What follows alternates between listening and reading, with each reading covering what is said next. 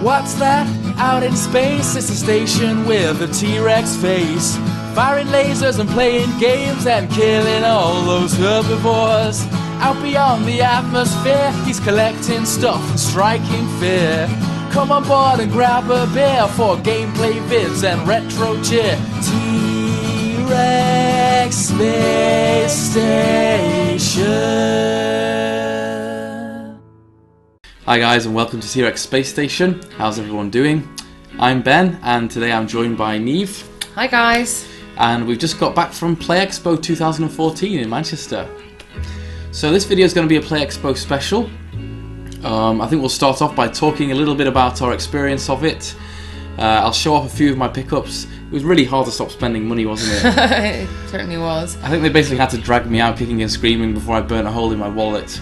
And then we've recorded some footage to show you, and it's kind of a mix of different games that we played and fun things that we did. So, Neve, how did you find Play Expo? Well, it was the first time I was ever at anything like this to do with gaming. It was really impressive actually, and probably a little bit more fun than I thought it was going to be. I had a really good day.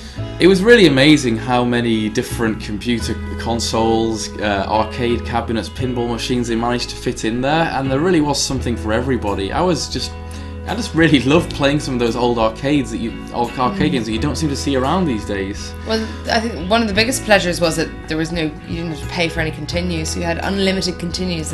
Yeah, because those games are really absolutely solid. They're designed to make your pound coins disappear, but having unlimited continues was really great.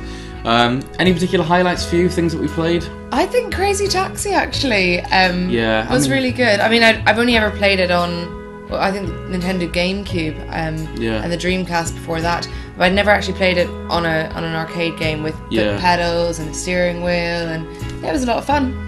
I think it was amazing. I mean, Crazy Taxi is a really great game, but it was great to play it in the proper cabinet with the accelerator button and the controls. And it's actually quite hard, but once we got used to it, it was really fun. That was good, yeah. Similarly, I really liked playing Super Hang-On with the proper bike tilting. Unfortunately, the brake was broken, but it was still really cool to play those classic games, like with the proper system. And something that surprised me was that one part of the Play Expo, I'm sure many of you watching will have been, they've got a whole load of PCs set up and everybody's sitting with their headphones on playing Quake. And I've never played Quake before, I never heard of Quake before, please forgive me. But I really, really enjoyed it. And at one stage Ben needed to unfortunately get up and go to the bathroom, take a break. And I was a little bit gutted that we had to abandon. Yeah, I mean, I've said many times before, Quake 2 is one of those games that really first got me into first-person shooters. And we had LAN, I think must have been 8 or 10 computers 10, I think it was 10. And it was so much fun, and it reminded me back of those old golden days of playing Quake 2 with my friends. And, it's great that somebody who's not played it before can come in and just, you can see why it was a lot of fun. Such an influential game. Really, really good. Well, Neve, you'll be pleased to hear that I've got the PC version, and I've also got versions on the Sega Saturn, Nintendo 64, and PS2. Fabulous, we'll have plenty to keep me entertained with then. So I think we may play some Quake later. Actually, the version on the N64 is really good, multiplayer split screen. But I think the great thing about the LAN setup was obviously it was lagless, and there were 10 of you, which is yeah. The console experience was always limited to 4, which is a bit of a shame. Anyway, we won't ramble on too much because we've got a few bits and pieces to show you. And I'll start off by showing you my pickups. First up, we've got a Japanese Sega Saturn game. It was actually really hard to pick up Japanese Sega Saturn games, wasn't it? One of the shops just had piles of them. And if you don't know what you're looking for, it can be really daunting. Well, the spines are all in Japanese, so... Exactly, unless it actually has, this says Clockwork Knight on the front, so I knew this is Clockwork Knight, but a lot of them just didn't have any English on at all. You guys might have heard of Clockwork Knight. It's a really innovative, interesting, and pretty widely regarded platformer on the Sega Saturn.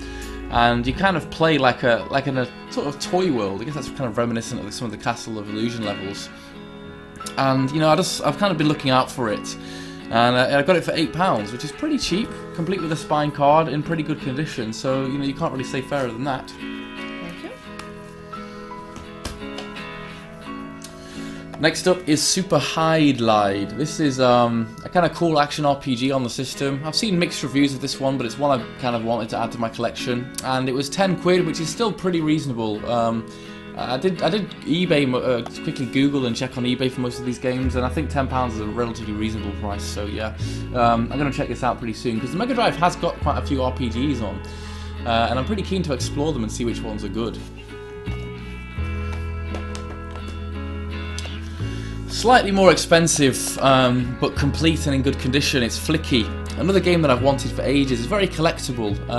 Can't really find it on eBay really for less than £20. So most of them are £20–25 with postage. So I kind of just plumbed for it because it's in good condition, and it is a devilishly hard game, but it's one that I really want for the collection. And again, I'm gonna have to play a little bit more of this later on. The last time I played this was when I was a kid, but it's really great. Ever heard of this one? Never. Basically, you play as you go around rescuing little birds, don't you, and avoiding getting eaten by a cat. It's very cute, but it's a pretty impressive game. I mean, it's a shame that it wasn't cheaper. I found that most of the games were, yeah, they were borderline too expensive, but there were a few bargains.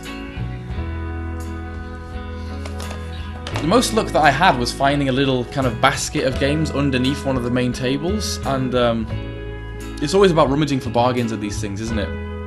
And there was all the Mega Drive games, and they were like between £3 and £5. So I picked up a pretty good condition version of Tailspin, kind of colourful, happy platformer, and also Urban Strike. Why am I holding that off screen? Urban Strike, only £5. This was the sequel, I think, to Jungle Strike, which, you know, those are really famous shmups.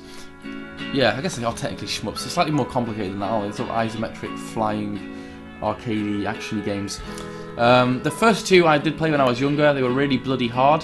But one of my friends recommended this one, and again, for £5, complete, can't really complain.